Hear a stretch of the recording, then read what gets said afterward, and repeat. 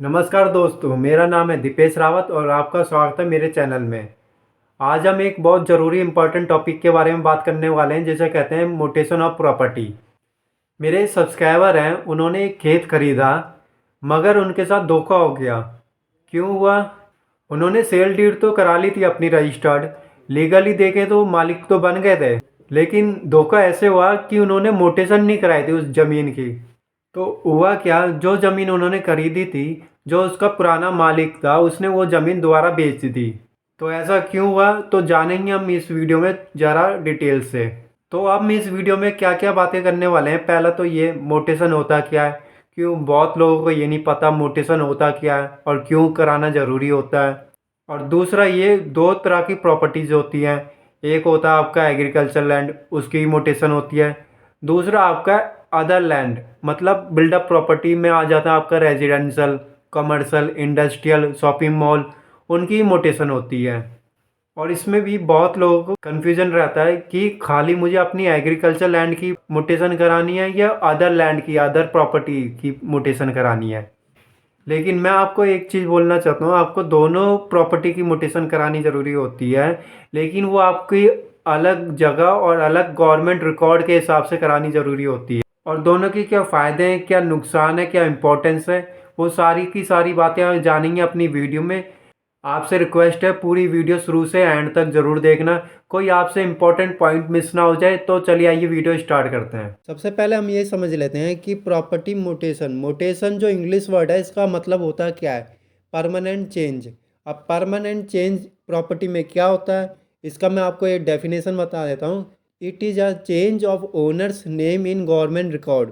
जो प्रॉपर्टी में किसी कारणवश आपका ओनर्स का नाम चेंज होता है, वो गवर्नमेंट रिकॉर्ड में भी चेंज होना ज़रूरी है।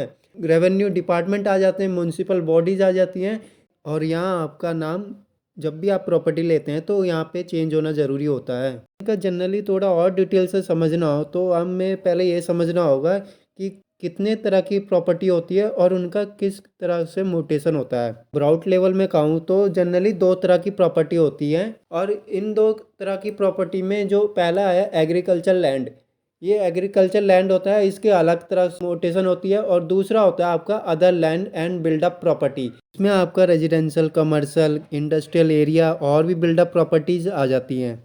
इन दोनों प्रॉपर्टी का अलग अलग तरीका से मोटेशन होता है। उससे पहले हम समझ लेते हैं ओनरशिप ट्रांसफ़र कैसे होती है।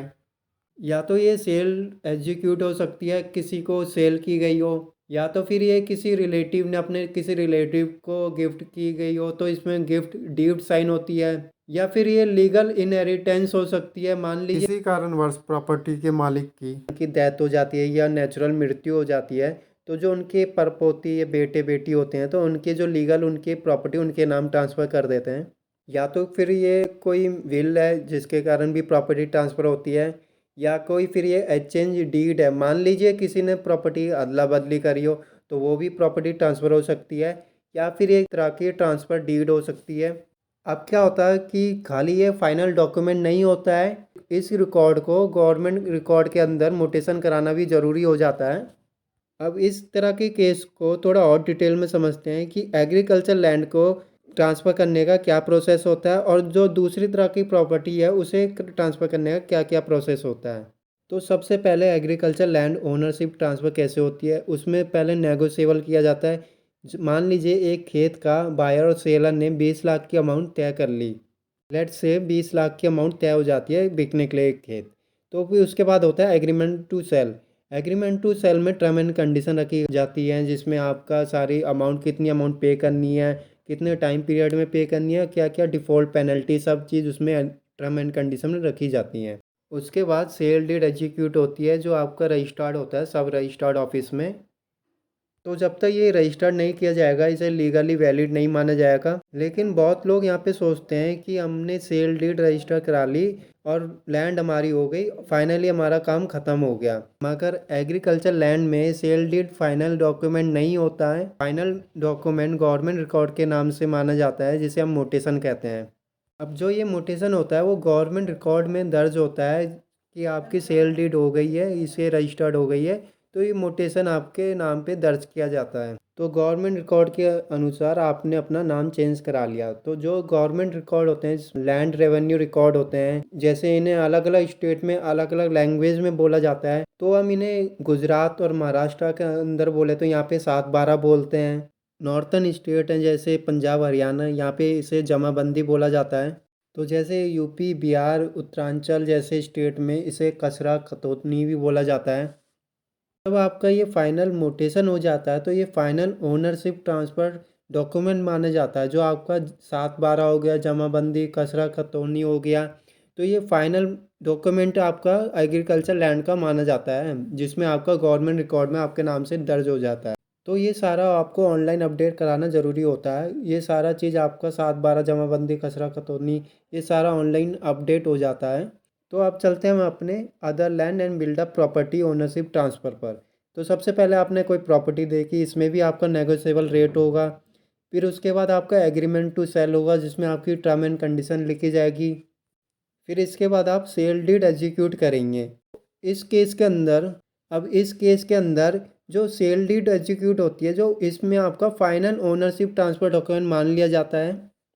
इस केस में आपको रेवेन्यू रिकॉर्ड अपडेट कराने की कोई ज़रूरत नहीं होती है। अब इसमें अदर लैंड बिल्डअप प्रॉपर्टी में आपका जो मोटेशन है, ये आपका फाइनल डॉक्यूमेंट नहीं होता। तो फिर मोटेशन ये क्या होता है? मोटेशन होता है जो म्युनिसिपल कॉरपोरेशन के अंडर रिकॉर्ड अपडेट किया जाता है, इसे हम मोटेशन बोलते हैं। इस केस में दिल्ली की मैं बात करूँ तो वहाँ एमसीडी है, म्युनिसिपल कॉरपोरेशन ऑफ दिल्ली। तो एमसीडी में वो रिकॉर्ड अपडेट होता है। तो एमसीडी में रिकॉर्ड अपडेट क्यों कराने होते हैं? मान लीजिए उसमें प्रॉपर्टी टैक्स जिसके नाम पे भरा जाएगा वो रिकॉर्ड अपडेट कराने होते हैं आपको इसमें। तो यहाँ पे सिर्फ ओनरशिप का रिकॉर्ड नहीं है, ये सिर्फ आपका प्रॉपर्टी टैक्स का रिकॉर्ड है जो म्युनिसिपल कॉरपोरेशन में अपडेट कराने की ज़रूरत होती है। तो यहाँ पे सिर्फ आप प्रॉपर्टी किसके नाम पे टैक्स भरा जाएगा तो वो अपडेट कराने के लिए मोटेशन की यहाँ पे ज़रूरत होती है। अब देख लेते हैं दोनों केसेस में आपका जो एग्रीकल्चर लैंड है, इसमें आपका जो फाइनल ओनरशिप मोटेशन माना जाता है, जिस 7/12 हो गया, जमाबंदी होगा, कचरा खतौनी हो गया आपका, और बाकी किसी प्रॉपर्टी में अदर प्रॉपर्टी में वो आपका सेल डीड फाइनल डॉक्यूमेंट माना जाता है। तो आपको ब्रॉडली ये समझ में आ गया होगा कि मोटेशन क्या होता है और किस लिए ज़रूरी होता है। अब हम ये देख लेते हैं क्या फ़ायदे होते हैं और क्यों करानी होती है मोटेशन। एग्रीकल्चर लैंड में जो ये ओनरशिप प्रूफ होता है आपका कि ये गवर्नमेंट रिकॉर्ड में दर्ज हो जाता है। गवर्नमेंट रिकॉर्ड के हिसाब से आपका अपडेट नहीं होगा तो प्रीवियस ओनर ही आपका रिकॉर्ड में अपडेट होगा, तो वही प्रॉपर्टी का ओनर माना जाएगा। दूसरा पॉइंट मेन पॉइंट है, इसमें आपके साथ फ्रॉड नहीं हो पाएगा। एग्जैक्ट मेरे पास कोई आंकड़ा नहीं है, मैंने अपने आंखों से भी देखा है और सुना भी है कि मेन चीज़ क्या होती है इसमें। अब मैं एग्जांपल बता देता हूँ आपको। मान लीजिए इसमें जो ए है, ए ओनर है, ए ने बी को अपनी प्रॉपर्टी सेल करी और गवर्नमेंट रिकॉर्ड के अंदर ए ने अपनी प्रॉपर्टी बी को भेजी, मतलब गवर्नमेंट रिकॉर्ड में ए का ही नाम दर्ज है, और उसने अपनी प्रॉपर्टी सी को भी सेल कर दी और डी को भी सेल कर दी, मतलब गवर्नमेंट के रिकॉर्ड के अनुसार ए ही ओनर माना जाएगा।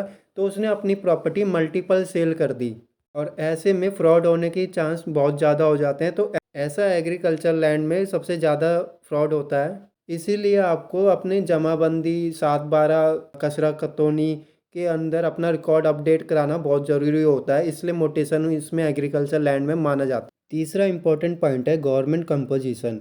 अब मान लीजिए जेवर एयरपोर्ट के पास बहुत सारी प्रॉपर्टी लैंड सेल आउट हो रहे हैं। कल को कोई गवर्नमेंट का प्रोजेक्ट आता है तो जो मेन एक्चुअल ओनर होता है ए, तो ए को ही बेनिफिट मिलेगा, बी सी डी किसी को बेनिफिट नहीं मिलेगा। तो ये मोटेशन का मेन काम होता है अपडेट कराना रिकॉर्ड में। ये तीन बहुत ही इंपॉर्टेंट रीज़न है जिसके आपको एग्रीकल्चर लैंड में मोटेशन करानी बहुत ज़रूरी हो जाती है। दूसरा है other land and built up property. इसमें मोटेशन क्यों ज़रूरी होती है? ये कोई आपका फॉर प्रॉपर्टी टैक्स के कारण ज़रूरी होती है, जिसमें आप टैक्स जिसके नाम पे पे होगा, और ये कोई प्रूफ नहीं होता, ओनरशिप का कोई ये प्रूफ नहीं होता। एग्रीकल्चर लैंड में आप देख रहे हैं ये ओनरशिप प्रूफ है, और अदर प्रॉपर्टी में ये आपका ओनरशिप प्रूफ नहीं होता। हमने देख लिया मोटेशन क्या होता है, मोटेशन क्यों ज़रूरी होता है। अब इसमें देख लेते हैं हमें कौन से डॉक्यूमेंट की रिक्वायर्ड होती है। आपको एक रजिस्टर्ड सेल डीड की कॉपी देनी होती है। मान लीजिए दोनों ही एग्रीकल्चर लैंड और बिल्डअप प्रॉपर्टी दोनों की प्रॉपर्टी को रजिस्टर कराते हैं, तो उसका जो फाइनल डॉक्यूमेंट होता है वो आपको, जैसे सेल डीड हो गया या गिफ्ट डीड हो गया, आपका विल हो गया, तो उनका जो फाइनल डॉक्यूमेंट ट्रांसफ़र होता है उसकी एक कॉपी चाहिए होती है। अगर कोई एग्रीकल्चर लैंड है तो फिर उसकी एप्लीकेशन देनी होती है म्यूटेशन के लिए, वो आपको तहसीलदार ऑफिस में देनी होती है। और साथ में इंडेमनिटी बॉन्ड साइन होता है ऑन स्टैम्प पेपर, और उसके और साथ में आपका एक और एफिडेविट भी साइन होता है स्टैम्प पेपर में। और बिल्डअप प्रॉपर्टी में आपका टैक्स ऑफ पेमेंट लगेगा, जिसमें अप टू डेट आपका जो पेमेंट करी आपने उसकी एक कॉपी लगेगी, रिसिप्ट लगेगी। जो आपने टैक्स पेमेंट करी है उसकी एक कॉपी लगती है जो आपकी करंटली होगी।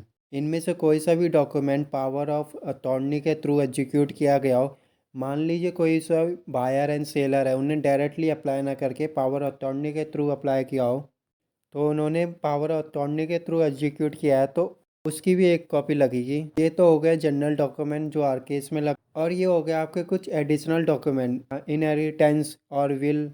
इनहेरिटेंस के अंदर जो उनके उत्तराधिकारी हैं तो उनके नाम पे प्रॉपर्टी लैंड ट्रांसफ़र होती है, तो उसमें आपकी एक डेथ सर्टिफिकेट की कॉपी लगेगी।